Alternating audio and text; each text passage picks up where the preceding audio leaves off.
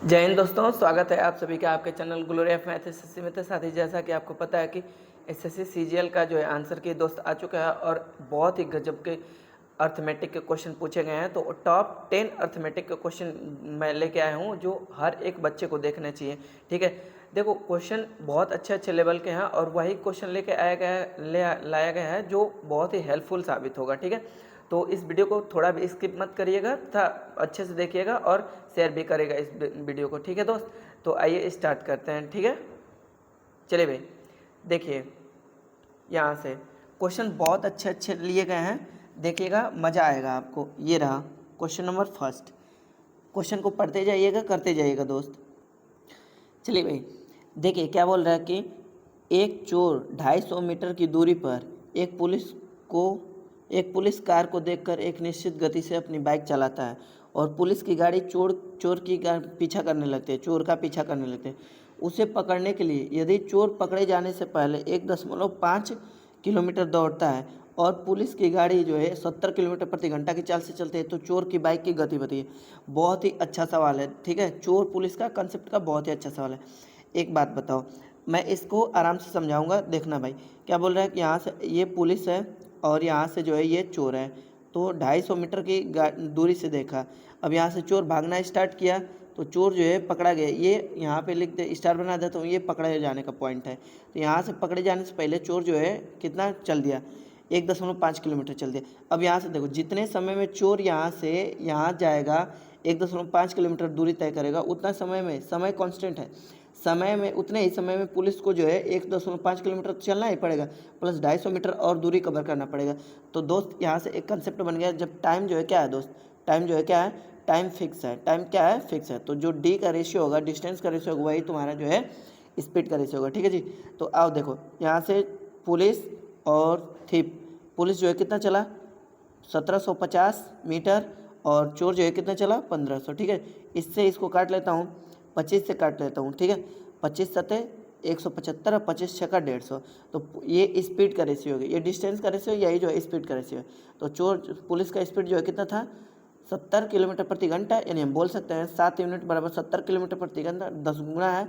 तो ये भी अपने आप का क्या हो जाएगा दोस्त, 10 गुना हो जाएगा। यानी चोर की स्पीड जो है कितनी है, 60 किलोमीटर प्रति घंटा। इसका करेक्ट आंसर है। ठीक है जी, बहुत ही अच्छा सवाल था। कंसेप्ट समझाने के बाद भी इस सोल्यूशन को किया गया दोस्त।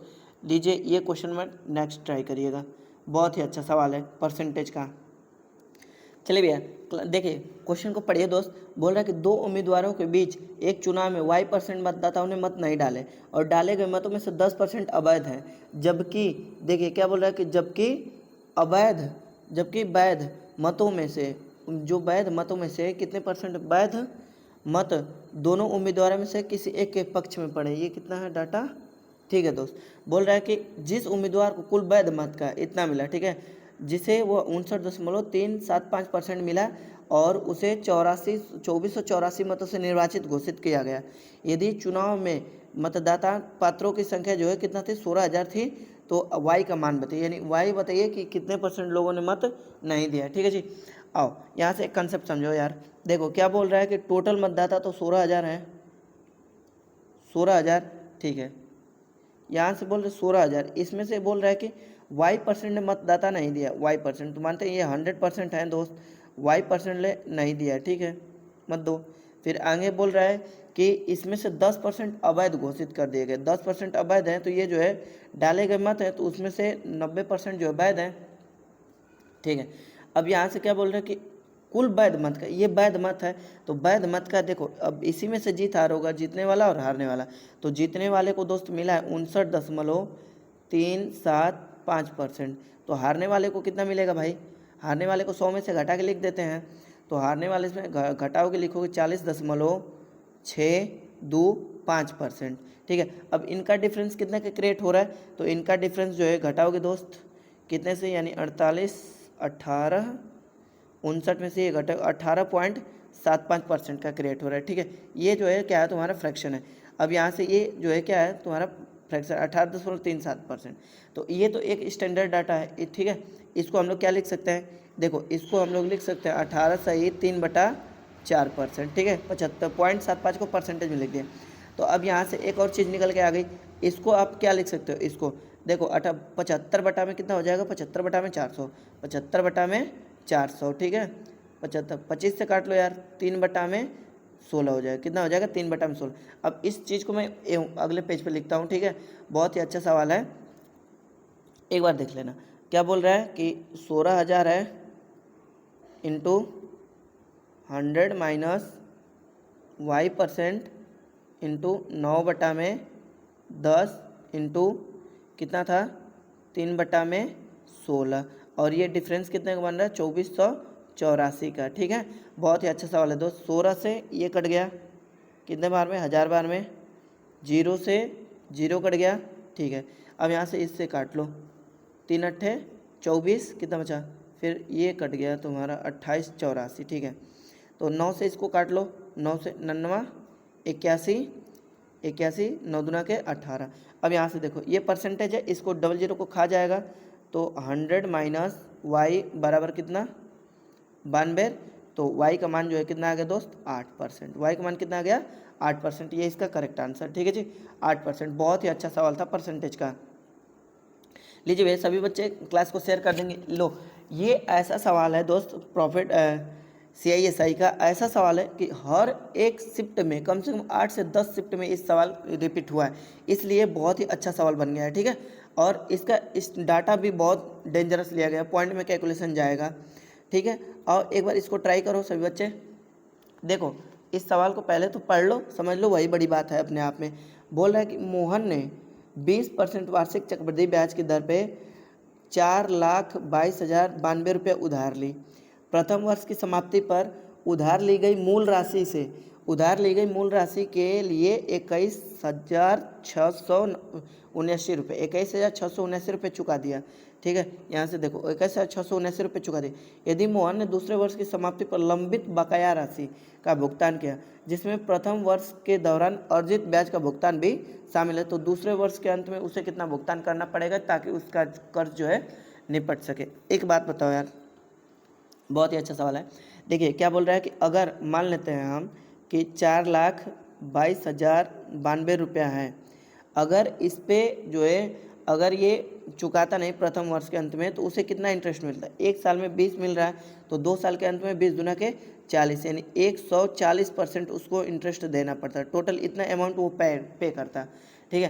तो यहाँ से जब इसका कैलकुलेशन ओवरऑल हम लोग करेंगे, यहाँ से देखो ओवरऑल जब हम इसका कैलकुलेशन करेंगे दोस्त, तो कितना हमारा निकल के आएगा, हमारा निकल के आएगा 5,90,000, 5,90,928.8 मल्टीप्लाई करके, ठीक है जी। यहाँ से इतना बना, इतना मल्टीप्लाई करने के बाद अब देखो ये कब की कहानी है, जब ये इंटरेस्ट नहीं देता तब की कहानी है, ठीक है। लेकिन उसने क्या किया, गड़बड़ यहाँ पे हो गई दोस्त कि उसने प्रथम वर्ष तो आके 21,679 रुपया तो चुका दिया, ठीक है। अब यहाँ से ये इसको रिटर्न करना है, अब प्लस ये और रिटर्न करना है भाई मेरे कि 21,679 पर जो है 20% इंटरेस्ट लगा है, वो भी तो हमको लेना है दोस्त, वो भी तो लेना है भाई। अब इस पूरे में से इसमें से ये डाटा हम घटा देंगे तो हमें पता चल जाएगा कि साल के लास्ट में कितना उसे देना पड़ेगा, ठीक है। आओ अब इसको पूरा सॉल्व करते हैं। देखो 21,679 प्लस, अब यहाँ से इससे इसको काट दो, इससे इसको काटोगे तो 1/5 हो जाएगा, आप पहले से ही कर सकते हो। तो जब इसको यहाँ से कटाओगे ना भाई, तो ये आपका कितना निकल के आएगा, देखिए 4,335.8 आएगा, ठीक है। अब इसको हमको जोड़ना है, ठीक है। आप चाहोगे इकाई का अंक भी मैच कर सकते हो, ठीक है। आप चाहोगे तो इकाई का अंक भी मैच कर सकते हो। देखो यहाँ से 0.8 है, यहाँ से 0.8 है, यानी ये तो पॉइंट का खेला खत्म हो गया। अब देखो ये 8 है, अब यहाँ से देखो 9 और 5 14, इकाई का अंक क्या है 9 5 14, ठीक है। यहाँ पे 4 बन रहा है और यहाँ से जो है 8 है, तो जब भी घटाएंगे तो इकाई का अंक पे क्या आएगा दोस्त 4 आएगा, क्या आएगा भाई मेरे 4 आएगा, ठीक है। अब देखो एक बार मैं फिर से समझा देता हूँ, इस सवाल को नहीं समझ में आएगा। देखिए क्या बोल रहा है कि ये 4,22,092 रुपये उधार लिया है, अगर 20% रेट है 2 साल के लिए, अगर 2 साल पे मतलब बीच में अगर कोई इंस्टॉलमेंट नहीं देता, मतलब कर्ज SI नहीं देता, तो सिंपल हमें इतना देना पड़ता 2 साल के अंत में, ठीक है। एग्री करते हो इस बात को।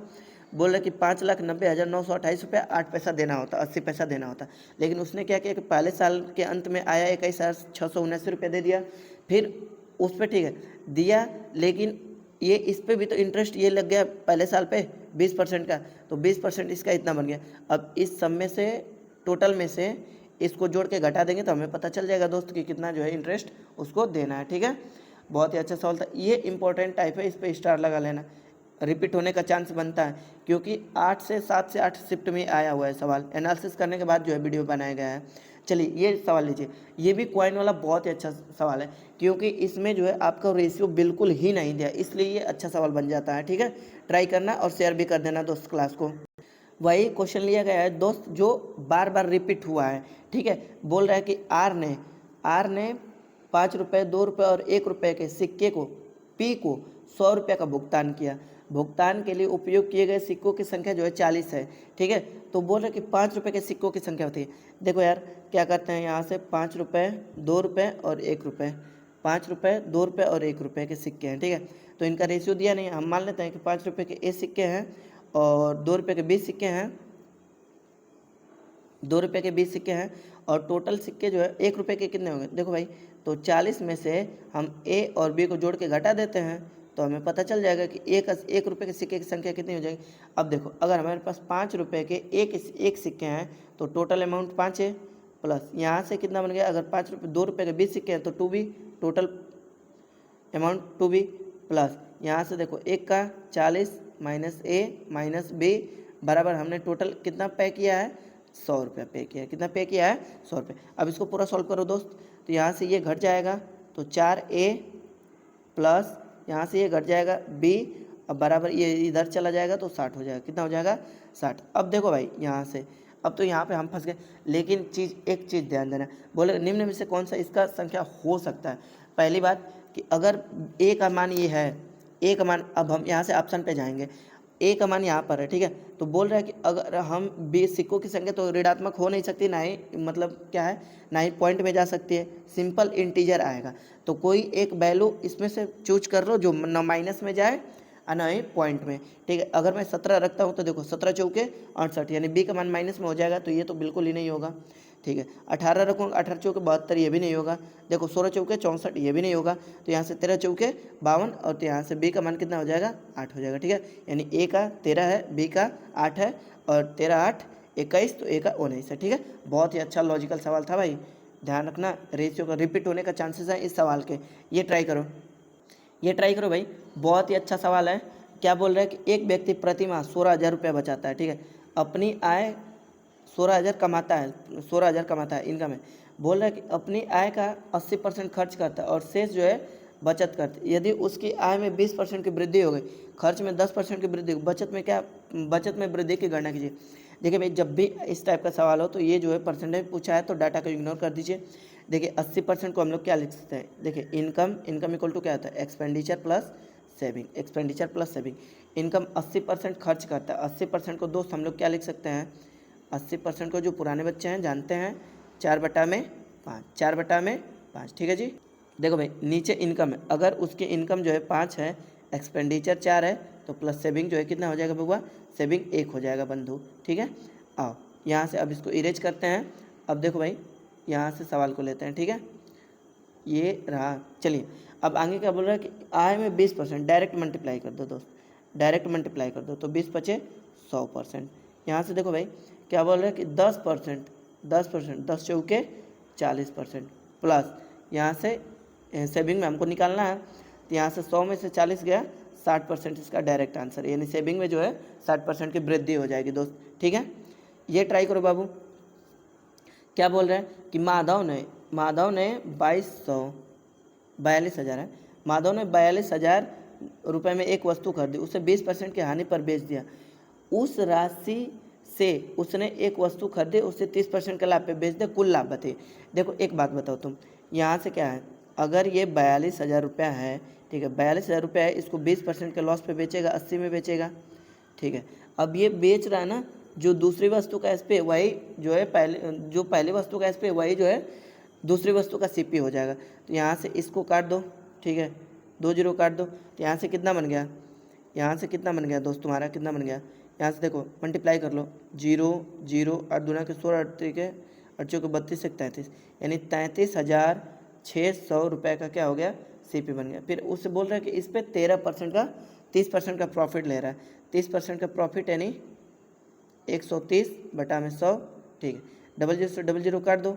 अब यहाँ से देखो कंपेयर करो, 13 छः 78, हासिल कितना है 7 है, 13 3 39 7 46, हासिल कितना है दोस्त, और सॉरी यहाँ से 8 है ना भाई, यहाँ से 8 है, माफ़ करना भैया। देखो 13 छः 78 को 8 हासिल 7, और 13 का 39 7 46 हासिल 4 है, और 13 कम 13 13 4, 13 कम 13, थोड़ा सा वेट करना।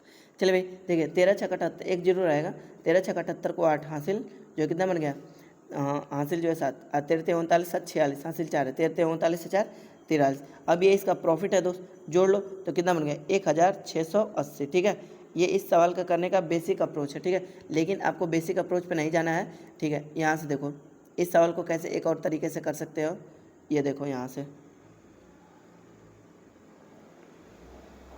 आओ भाई, देखो यहाँ से आ जाओ। चलिए भैया देखिए दोस्त, यहाँ से क्या बोल रहा है कि सक्सेसिव है, एक ही वस्तु पे वर्क हो रहा है ना, सक्सेसिव से लगा सकते हो। क्या बोल रहा है कि 20% का लॉस हो रहा है, 20% का लॉस, तो यहाँ से देखो -20 कर देते हैं, प्लस 30% का एक बार प्रॉफिट हो रहा है, ठीक है।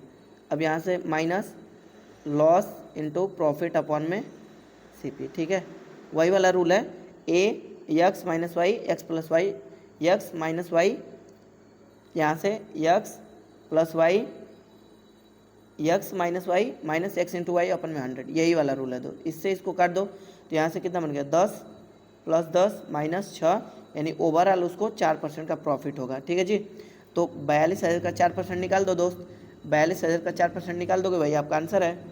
तो 42,000 है, इसका 4% मल्टीप्लाई बाई 100, 4 बटा में 100 कर देंगे, इससे इसको काट दो तो यहाँ से देखो 4 दूना के 8, जो इकाई का अंक होगा उस पर 8 होगा, एक जीरो होगा, ठीक है।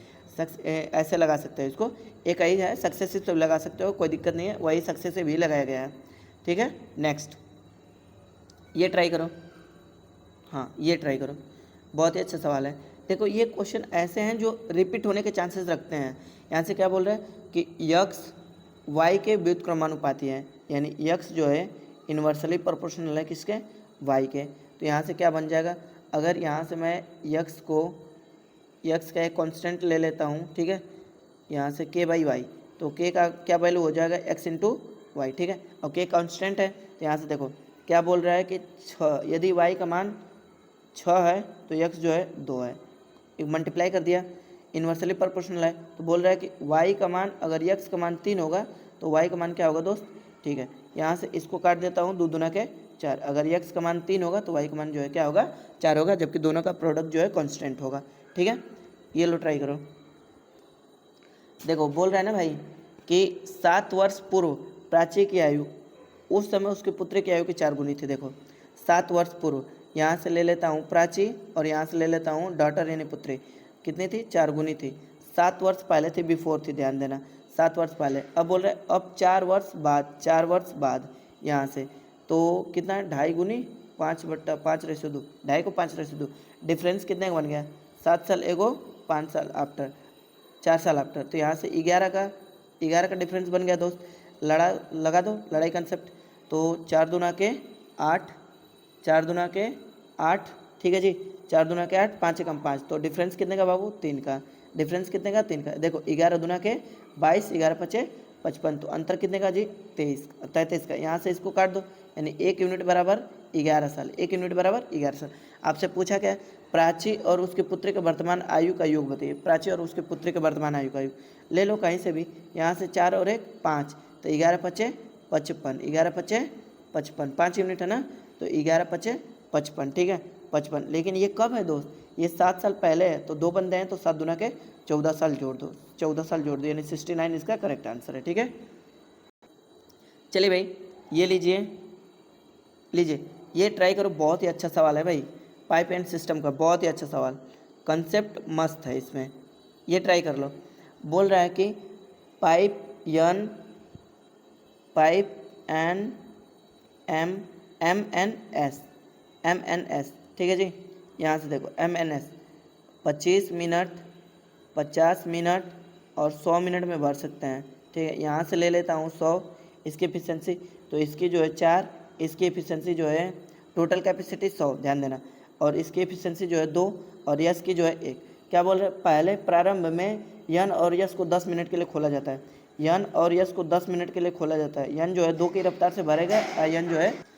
चलिए दोस्त देखिए क्या बोल रहे हैं कि शुरुआत में 10 मिनट के लिए खोला गया। एक बात बताओ, अगर दोनों 1 मिनट में 2 1 3 की इफिशियंसी से वर्क करेंगे तो 3 गुणे 10 यानी टोटल जो है 30 लीटर तो उन्होंने भर दिया। ठीक है, 30 लीटर उन्होंने भर दिया। अब रिमेनिंग जो है कितना है जी, 70 है।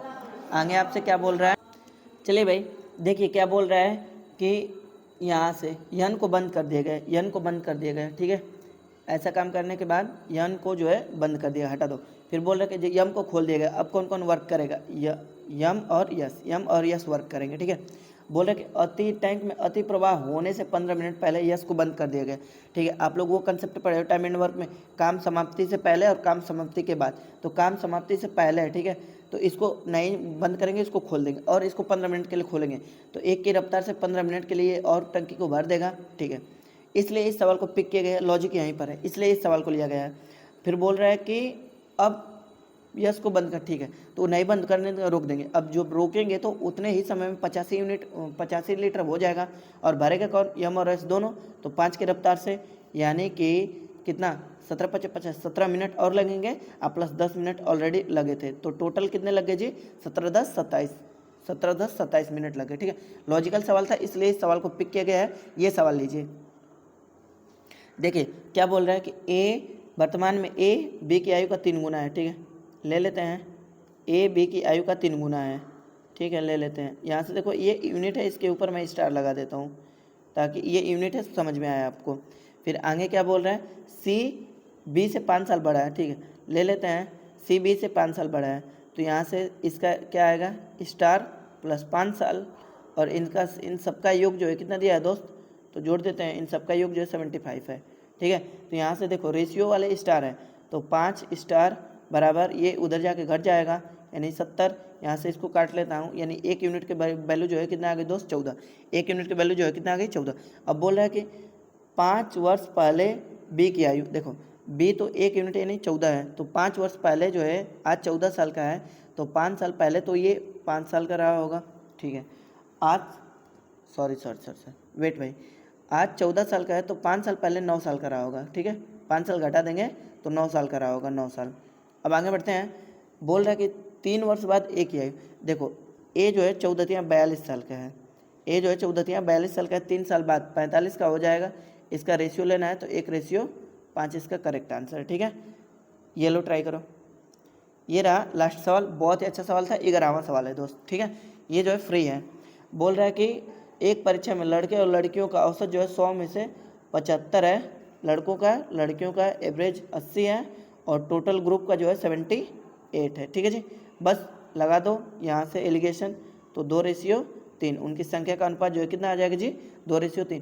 तो ये था भाई जो है एसएससी के मतलब सीजीएल के जितने भी अच्छे अच्छे सवाल आए थे सारे के सारे। देखो ये जो है आपका क्या है, परसेंटेज का सवाल है, और ये जो है तुम्हारा CISI का टॉप लेवल का सवाल है, ये जो है क्वाइन वाला सवाल है, रेशियो पर पर्सन का बहुत ही अच्छा सवाल, ये जो है परसेंटेज का इनकम एक्सपेंडिचर वाला बहुत ही टॉप लेवल का सवाल, ये जो है प्रॉफिट लॉस से न्यू कॉन्सेप्ट सवाल, ये जो है रेशियो पर पर्सन, ये जो है एज वाला बहुत ही अच्छा, पाइप एंड सर्टेन का एज वाला। बाकी अब सवाल और भी कराए जाएंगे नेक्स्ट वीडियो में। ठीक है, वीडियो को देखने के लिए तहे दिल से आपका धन्यवाद, thank you, keep supporting guys, thanks for watching this video. Share कर देना दोस्त क्लास को, थैंक यू।